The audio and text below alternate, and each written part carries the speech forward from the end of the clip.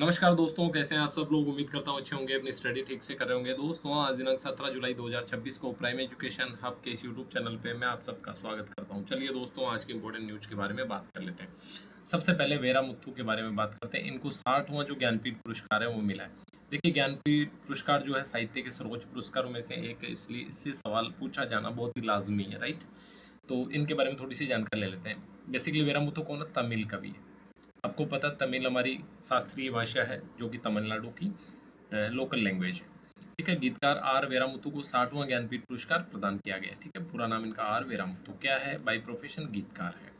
ठीक है। और इस सम्मान को पाने वाले तीसरे तमिल साहित्यकार वो बन चुके हैं। हो सकता है आपको एग्जाम में बोले कि क्या ये पहले तमिल साहित्यकार है, तो नो, ये कौन से हैं? तीसरे हैं, राइट।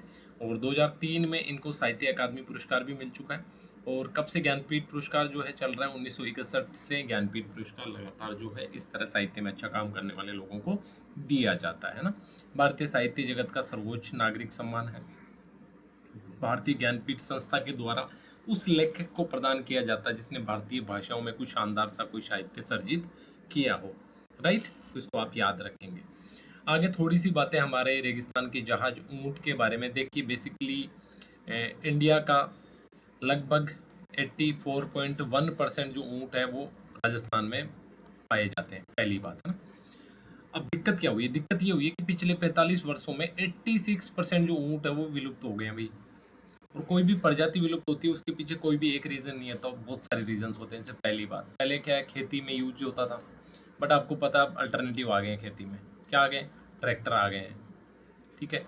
दूसरा, परिवहन के लिए यूज होता था, अब परिवहन के लिए बहुत सारी कारें, जीपें, ये सब हो गई। ठीक है। तो इस तरह जो है, जब किसी जानवर की पर्टिकुलर उपयोगिता कम होने लगती है तो फिर वो विलुप्त होने लगता है, क्योंकि वो वाइबल नहीं रहता। किसान के लिए खर्चीला हो जाता है, उसको उससे इनकम नहीं होती और किसान को उल्टा अल्टीमेटली नुकसान देने लगता है ना। इस वजह से जैसे 1980 में हमारे यहाँ राजस्थान में करीब 15 लाख ऊँट थे, जो कि 2019 की जनगणना में मात्र 2.13 लाख रह गए, यानी कि 86% से भी ज़्यादा की गिरावट जो है राजस्थान में ऊँटों की संख्या में हुई है। देश के कुल ऊँटों का लगभग 84%, और ये 84 से कुछ थोड़ा सा ऊपर है। ठीक है। और ये इसलिए पूरे देश के लिए खतरनाक है क्योंकि जो मैक्सिमम जो हिस्सा है वो हमारे पास ही है और उसमें इतनी बड़ी गिरावट हुई है, तो दिक्कत वाली बात है। जिले कौन कौन से हैं जहाँ पे ऊँट ज़्यादा पाए जाते हैं? नागौर, जैसलमेर, बीकानेर, बाड़मेर, श्रीगंगानगर और चूरू। ठीक है। अब राजस्थान हाईकोर्ट ने बोला है कि संरक्षण के उपायों पे रिपोर्ट जो है तलब की है, और ऐसा सोचा जा रहा है कि भाई संरक्षण कानून बना हुआ था, उसके बावजूद खरीद फरोख्त और आवाजाही पे प्रतिबंध प्रभावी रूप से क्यों नहीं लगा था। ठीक है। क्यों घट रहे हैं आबादी, उसके बारे में हमने बात कर ली। आधुनिक वाहनों का प्रयोग, चारागाह और चारे का संकट। ठीक है। लगातार चारागाह जो है वो सिकुड़ रहे हैं, यानी कि उनमें कमी हो रही है, चारे की कमी हो रही है। और पालन की जो लागत है, ऊँट को पालन की जो लागत है लगातार वो बढ़ती जा रही है, उसने ऊँट के पालन को अव्यवहारिक बना दिया है। ठीक है। उसके बाद जो नीति बनाई गई थी संरक्षण की वो प्रभावी नहीं, और ऊँट पालकों को पर्याप्त रूप से आर्थिक प्रोत्साहन जो है नहीं मिला। इसकी वजह से वो भी डिमोटिवेट हुए, उन्होंने ऊँट पालन बंद कर दिया और बेच दिया किसी ना किसी तरह से। आप एक बात समझिए, आप मान लीजिए सरकार है, ठीक है, सरकार चाहे कितने ही कड़े प्रतिबंध लगा दे, ठीक है, जब किसान के लिए आर्थिक रूप से कोई चीज व्यवहार्य नहीं होगी, उसको अगर कोई चीज फायदे के बजाय घाटा देगी, तो आप चाहे कितने प्रतिबंध लगाएं, वो किसी न किसी तरह से उस पर्टिकुलर चीज को बेच देगा। चाहे आप गायों की बात कर लें, चाहे आप जो है ऊँटों की बात कर लें, है ना। तो सरकारों को नीतियां बनाते समय थोड़ा सा व्यवहारिक होना चाहिए, प्रैक्टिकल होना चाहिए, राइट। ये बात आपको याद रखना है। अब देखिए, एक प्रोजेक्ट जो है काफी चर्चा में है, उस प्रोजेक्ट का नाम है प्रोजेक्ट फ्रेया। ठीक है। कौन से सेक्शन से जुड़ा हुआ है? हमारा जो इंटरनेशनल करंट अफेयर्स का जो सेक्शन है उससे जुड़ा हुआ है, राइट। क्या है? यूरोप का नया हवाई रक्षा संगठन है। यूरोप आपको पता है महाद्वीप है, ठीक है। उसका नया हवाई रक्षा गठबंधन। हवाई रक्षा का मतलब कि जो एयर स्पेस है, इस एयर स्पेस को यूरोप के कुछ देशों ने साथ मिलके इसकी सुरक्षा करने का जो है एक संगठन बनाने का फैसला किया। ठीक है। पहला जो देश है इसमें यूक्रेन है, और उसके साथ में 10 और पश्चिमी देशों ने मिलकर प्रोजेक्ट फ्रेया नाम का हवाई गठबंधन बनाने की घोषणा करी है। उद्देश्य क्या है? यूरोप के लिए एकीकृत मिसाइल सुरक्षा कवच विकसित करना। अब आप इसको समझते हैं, जैसे मान लीजिए ये इंडिया, ठीक है, इंडिया को अपना डिफेंस सिस्टम बनाना है ना, रक्षा सिस्टम बनाना है मिसाइल के अगेंस्ट में। तो इंडिया ने, ये मान लीजिए टेरिटरी है इंडिया की, तो इतना जो है उसको गार्ड करना है। लेकिन नीचे से श्रीलंका बोलता है यार हमें भी साथ आना है, इधर से मालदीव बोलता है हमें भी साथ आना है, ठीक है। इधर से हो सकता है बांग्लादेश, जो कि नहीं आएगा, ठीक है, एग्जाम्पल ले रहे हैं, और म्यांमार, ये भी बोलते हैं। तो हमें क्या है कि ऐसा सिस्टम बनाना है सबने मिलके कि इतने एरिया को हम कवर कर सकें। इसी प्रकार जो छोटे छोटे देश है, 10 देश जो यूरोप के हैं, उन्होंने साथ मिलके कि हम ऐसी प्रणाली बनाए कि सबकी सुरक्षा उससे सुरक्षित हो सके। तो रूसी जो बैलिस्टिक मिसाइलों का जो खतरा है उसको कम करना प्रमुख उद्देश्य है। कौन कौन से देश हैं देखिए, एक यूक्रेन हो गया, डेनमार्क है, फ्रांस है, जर्मनी है, इटली है, ब्रिटेन है। तो ये ऐसे देश है जिन्होंने मिलकर ये गठबंधन बनाने का फैसला किया है। क्यों महत्वपूर्ण है देखिए, रूस और यूक्रेन के बीच में 3 सालों से लगभग ज़्यादा टाइम होने वाला है और ये जो लड़ाई है चलती जा रही है, और ये गठबंधन यूरोपीय देशों की जो सामूहिक सुरक्षा की दिशा में एक महत्वपूर्ण जो है कदम साबित हो सकता है। और आपकी किसी भी छोटे वनडे एग्जाम में इसके बारे में पूछा जा सकता है। फ्रेया नाम क्यों रखा है देखिए, नार्डिक एक देश है, ठीक है, उसकी पौराणिक कथाओं की देवी के नाम पे इसका नाम जो है रखा है। अब ये आगे देखते हैं कि नाटो नाटो देखिए, इसका एक तो नाटो का सेक्टर जो है वो विशाल है और इसके उद्देश्य भी थोड़े से अलग तरह के। नाटो के बारे में हमने लगातार बात करी है, तो दोबारा बात करने का कोई मतलब नहीं है, राइट। अब एक वर्ड जो है काफ़ी न्यूज़ में, वो है ट्रायल इन एब्सेंटिया। क्या है ट्रायल इन एब्सेंटिया? सबसे पहले ट्रायल को समझते हैं। देखिए, ट्रायल का मतलब होता है कानूनी प्रक्रिया से गुजरना, ठीक है, कानूनी प्रक्रिया से गुजरना।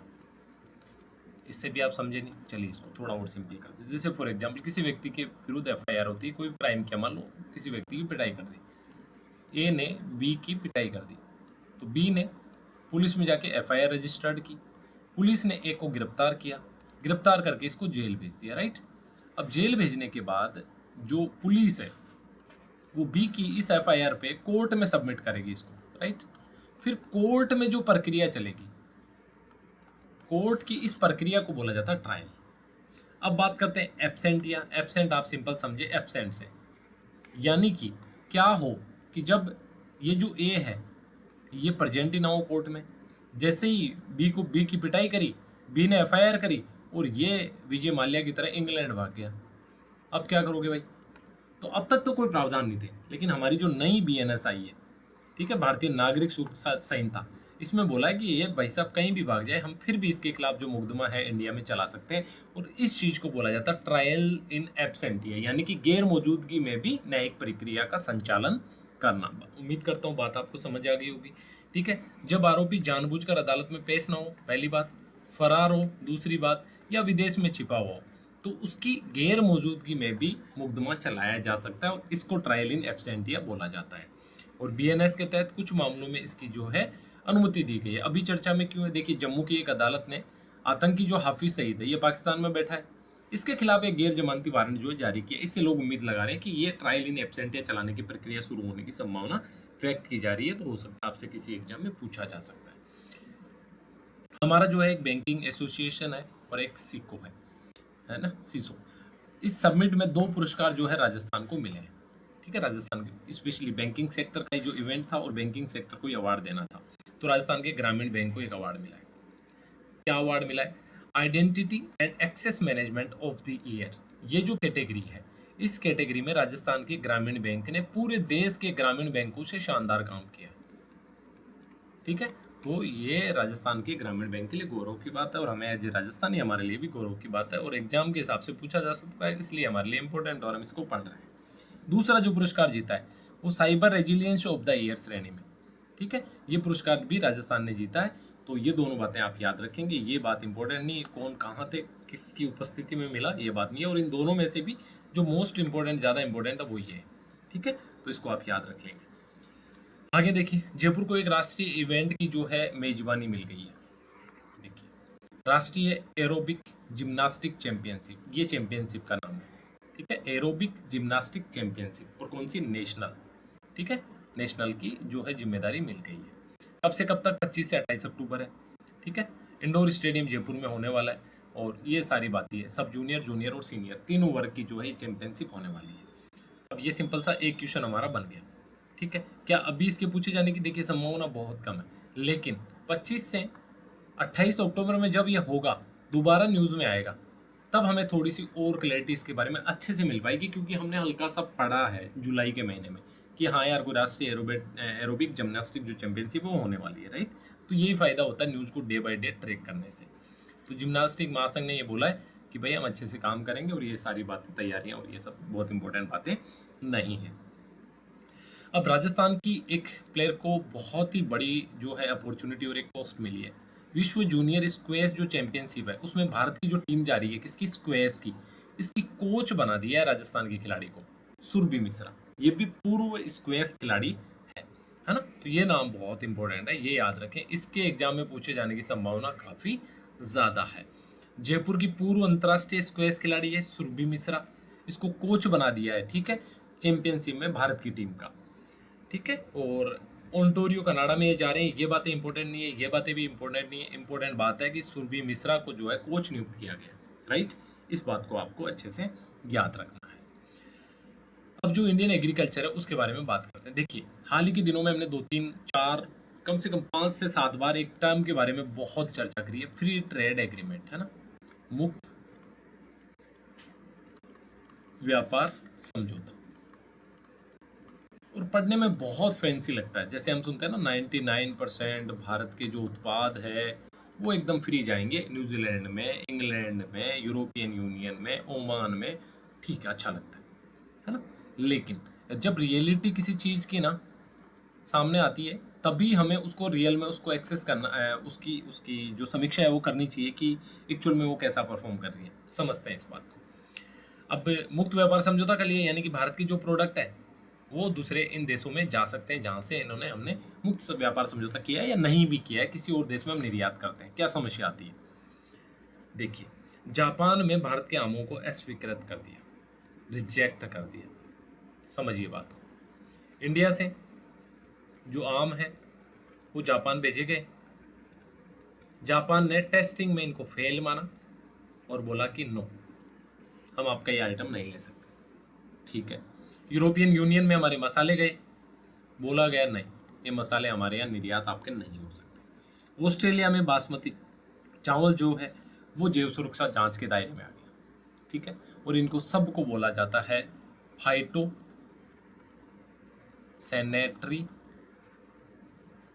सैनिटरी मीजर्स, ठीक है। यानी कि क्या क्या रीजंस है? सबसे पहली चीज, रसायन का उपयोग। जैसे आम के मामले में, आम को जल्दी पकाने के लिए हो सकता है किसानों ने किसी रसायन का यूज किया हो और वहाँ पे जब टेस्टिंग हुई तो पकड़ में आ गया, ठीक है। इसी तरह किसी प्रोडक्ट की सेल्फ लाइफ बढ़ाने के लिए रसायन का यूज हुआ, वहाँ पे पकड़ में आ गया, ठीक है। और ये जो संकट है ये हमारा आज का नहीं है। और निर्यात से भी ज़्यादा बड़ी बात पता है क्या है? कि हम जो खा रहे हैं उसकी तो कोई वैलिडेशन ही नहीं है, उसकी तो कोई टेस्टिंग ही नहीं है। ये तो वेस्टर्न जो विकसित देश है दुनिया के, ऐसे जिनके यहाँ कड़े मापदंड है, वहाँ पे ये चीज़ें पता चल रही है। हम तो जाके देखते ही नहीं, ठेले से सीधे उठाते हैं, लाते हैं, खाते हैं और सो जाते हैं, है ना। ये चीज़ें अगर हमें वाकई में निर्यात में अच्छा करना है तो हमें इन सारी चीज़ों पे ध्यान देना पड़ेगा। मुझे भी हंसी आ गई आज, चलो कोई नहीं, ठीक है। पंजाब और हरियाणा का बासमती, ठीक है, यहाँ पे समस्या आ गई। और ऑस्ट्रेलिया नियामक संस्था ने कार्रवाई करी। ये सारी बातें उस तरह से इंपॉर्टेंट नहीं है, बस मेन मुद्दा आपने समझ लिया कि हमारे यहाँ समस्या है कहाँ पे। और कृषि जो उत्पाद है वहाँ पे बार बार कीटनाशकों के अवशेष, भारी धातुएं जो है अधिक मात्रा में पाई गई है। और इन सब के रीजन आप समझते हैं। प्रॉब्लम्स का सुधार के लिए क्या करना होगा? सबसे पहले हार्ड जो है परीक्षण के मापदंड बनाने होंगे, कठोर परीक्षण जो है मानकीकृत लेब और उनका अनुपालन सुनिश्चित करना पड़ेगा। फॉर एग्जाम्पल, जैसे समझते हैं, कोई व्यापारी आया जिसने बोला कि भाई मुझे आम जो है ना यूरोप में भेजने, इन आम की टेस्टिंग कीजिए इस लैब में। और ये जो टेस्टिंग हो ना, ये यूरोप वाली जो टेस्टिंग है उससे भी अव्वल दर्जे की, तो ये वहाँ भी सैंपल में पास हो जाएगा, कोई इशू नहीं आएगा। आगे फार्म टू पोर्ट तक ट्रेसिबिलिटी हो, ऐसा नहीं हो कि ट्रक वाला ही रसायन मिला दे रास्ते में, यानी कि खेत से लेके और पोर्ट जहाँ से निर्यात के लिए वस्तु भेजनी है वहाँ तक ट्रेस होनी चाहिए, ये व्यवस्था हमें करनी पड़ेगी। खतरनाक जो रसायन है वो बंद करने चाहिए, ठीक है। और वैज्ञानिक मानक जो स्टैंडर्ड है, साइंटिफिक स्टैंडर्ड है, उनको हमें अपनाना चाहिए, है ना। और जो अनाधिकृत फलों को पकाने वाले एजेंट है वो बंद होने चाहिए। और अगर वाकई में वैश्विक कृषि में विश्वसनीय आपूर्तिकर्ता बनना है तो खाद्य सुरक्षा मानक प्रतिस्पर्धी बनने चाहिए। ये आज की ज़रूरत है। और अगर 1-2 सालों में भी सीरियस नहीं हुए ना, इंडिया का ये जो जितने भी फूड ब्रांड है, ये बहुत ही ड्रास्टिकली बैन हो जाएंगे दुनिया के देशों में। लोग जैसे ही इंडिया देखेंगे ना, रिजेक्ट कर देंगे, अगर हम अब भी सीरियस नहीं हुए तो, राइट। आगे चलिए, देखिए ऑस्ट्रेलिया ने यूरेनियम जो समझौता है भारत के साथ किया, हमने इसके बारे में बात करी थी, थोड़ी सी इसमें और विस्तार से बात कर लेते हैं। देखिए क्या पता, 1998 में देश के प्रधानमंत्री थे अटल बिहारी वाजपेयी। उन्होंने मिशन शक्ति के तहत, हालांकि ये काम तो हमारे साइंटिस्ट ने किया, बट उनकी परमिशन थी, मिशन शक्ति के तहत पोखरण में परमाणु परीक्षण कर दिया, हमारा पोखरण सेकंड परमाणु परीक्षण। इस परीक्षण के बाद पूरी की पूरी दुनिया के देश हमारे खिलाफ हो गए, ठीक है। हमारे ऊपर अमेरिका ने प्रतिबंध लगाए, और ऑस्ट्रेलिया भी उन देशों में था जिसने तुरंत कड़ी निंदा की, सुरक्षा संबंध हमसे निलंबित किए, और हमारा डिफेंस अटैची यानी कि हमारे डिफेंस का एक ऑफिसर वहाँ पे था, ठीक है, दोनों देशों के संबंधों के लिए, उसको तुरंत बोला कि तुम 48 घंटे में इंडिया पहुंच जाओ, तुम्हें हमसे कोई काम नहीं है। तो आर्टिकल में राइटर ये बताना चाह रहे हैं कि 1998 से लेके ये 2026 की जो यात्रा है ना भारत और ऑस्ट्रेलिया के संबंधों की, बहुत उतार चढ़ाव वाली रही है, लेकिन अब जो है शानदार लेवल पे ये संबंध पहुंच चुके हैं।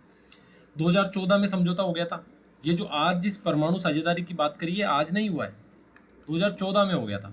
बट इस पे जो सीरियस अब जो है काम करने का जो इंटेंट है दोनों सरकारों ने दिखाया है, 1 दशक तक ये सिर्फ दिखावटी दिख रहा था, लेकिन अब धरातल पे उतरेगा ऐसा लग रहा है। 2008 के बाद ये समझौता जो है, उसके बाद ऑस्ट्रेलिया और भारत के संबंध ठीक होने शुरू हुए, और ये मोदी जी की यात्रा के बाद में। और मोदी जी जादूगर आदमी है, आप समझते हैं, ठीक है।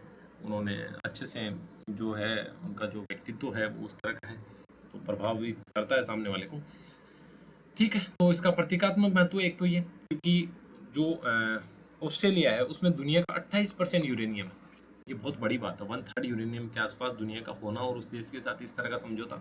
तो भारत की जो लक्ष्य है, जैसे अभी केवल 8.8 गीगावाट हम परमाणु ऊर्जा बनाते हैं, ठीक है, इसको बढ़ा के 2047 तक 100 गीगावाट हमें करना है, तो जो है हमें ये हेल्प करने वाला है, ठीक है।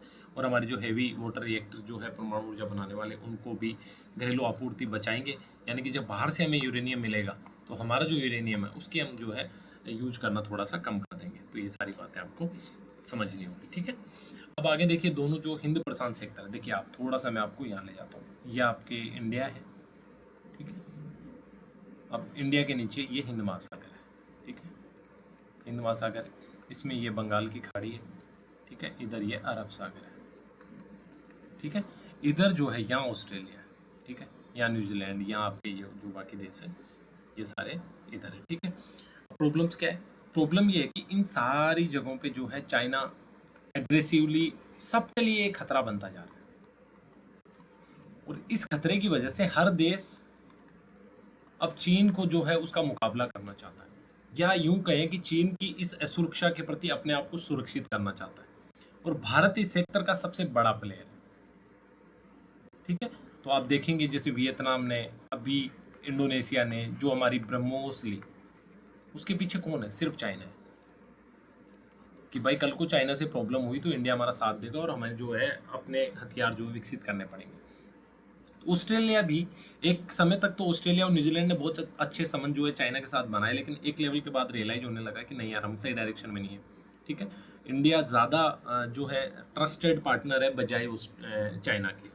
तो इसी कड़ी में इन्होंने जो है संयुक्त घोषणा पत्र में ये बात दिख रही है, दोनों ने बोला है कि मुक्त और समावेशी। अब आप समझते हैं मुक्त का क्या मतलब होता है? फ्री, यानी विदेशी जो व्यापार है, विदेशी जो अर्थव्यवस्था है, विदेशी जो इस तरह का सी वोटर है, ये सब फ्री होना चाहिए। जैसे बात हो रही है ना होर्मुज में ईरान जो है टैक्स लगाने की बात करे, ऐसा नहीं होना चाहिए। कल को चाइना अपनी तरफ से कोई दादागिरी करे, ऐसा नहीं होना चाहिए। ऐसा चाहते हैं ये दोनों ही देश, पहली बात। दूसरा, समावेशी हो, यानी कि जो कमज़ोर देश है उनकी भी कमजोरी का फ़ायदा नहीं उठाया जाना चाहिए। नियम आधारित व्यवस्था होनी चाहिए, यानी कि यहाँ पे जो अंतर्राष्ट्रीय नियम है उनके आधार पे कोई जहाज यहाँ से यहाँ गुजरना चाहिए, नहीं कि ना कि चाइना अपनी मर्जी से या इंडिया अपनी मर्जी से इस तरह का करे। तो इंडिया तो ऐसी हमारी तो आदत ही नहीं है, लेकिन चाइना के लिए स्पेशली, और इसके लिए दोनों देशों ने प्रतिबद्धता जाहिर की है।